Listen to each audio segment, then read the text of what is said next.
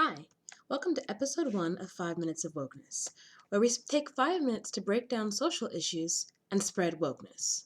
So, let's discuss Black Lives Matter. A simple 3-word sentence has managed to spark both a movement and a backlash. The Black Lives Matter movement is just over 3 years old, started after George Zimmerman was acquitted for the killing of Trayvon Martin.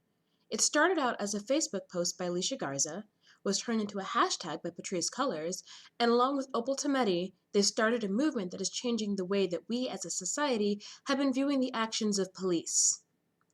So what does Black Lives Matter mean? Simply that the lives of Black people matter. This shouldn't be a controversial statement. Black people are human beings, and our lives have value. Our lives matter. The same as the lives of white people, Latinx people, Asian people, Middle Eastern people, etc. Institutionalized power structures, however, have not historically treated Black lives as though they mattered, and in many ways, they're still not being viewed to matter. From the Dred Scott decision and the Three-Fifths Compromise to the fact that the civil rights movement of the 1960s was required for Black people to be afforded the full spectrum of constitutional rights they held as citizens, respect for Black lives has not been a consideration of society by and large. In the current day, cell phone videos of the encounters Black people have had with police have finally started to make society at large realize the nature of how difficult it can be to live while Black in this country. What does Black Lives Matter mean in numerical terms? It means that Black people are far more likely to be killed than white people in interactions with the police, 2.5 times as likely. It means that despite being 12.3% of the population, Black people are consistently a much higher proportion of arrests and incarceration, with some estimates that 1 in 3 Black males will spend time in jail or prison in their lives. Two things that have exacerbated the issues is the broken windows theory of policing and the Terry v. Ohio case that allowed for stop and frisk policing, both of which have disproportionately impacted Black lives. The broken windows theory is essentially that if we go after the misdemeanors, we'll be able to prevent the felonies. A neighborhood that has broken windows is a neighborhood that, according to this theory, is likely to attract crime due to a perception of permissiveness in lawbreaking. The assumption is that someone has broken the window as an act of vandalism. Conversely, the theory that is that by keeping things orderly, it will lead to citizens and business success. This theory of policing was in action when Eric Garner's arrest for selling Lucy's, a misdemeanor that wasn't even a proven fact, led to his death at the hands of police officers. Terry stops are stops made by the police when they have a reasonable suspicion of a crime being or about to be committed.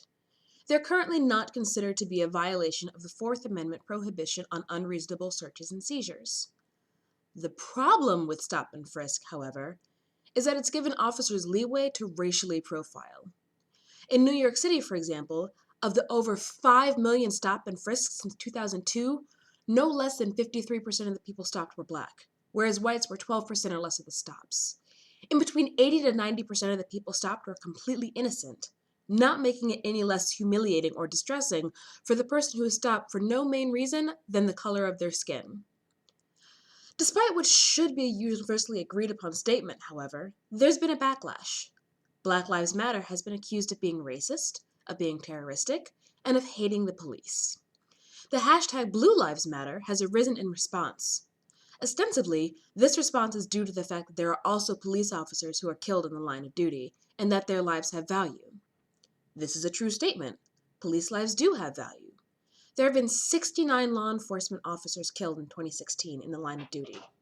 Those deaths should be mourned. In a great many cases, police have put themselves in harm's way to save strangers.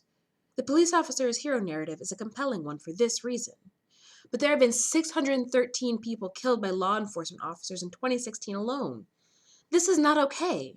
Yes, a number of those cases it was a them or me situation. But Walter Scott was running away. Daravis Rogers was driving away. They should be alive today, and they're not.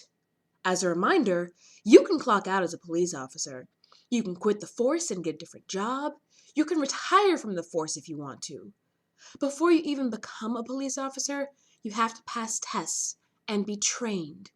Being a police officer is a choice. There are many Black people who have taken up the blue, the chief of police in Dallas, for example. But the choice to become a police officer should not be used to drown out the voices of Black people who are crying out, "Stop killing us! Black Lives Matter." That was a bit emotional. Like, share, and subscribe, and we'll be back on Thursday with 5 Minutes of Wokeness, Episode 2. Why is All Lives Matter offensive?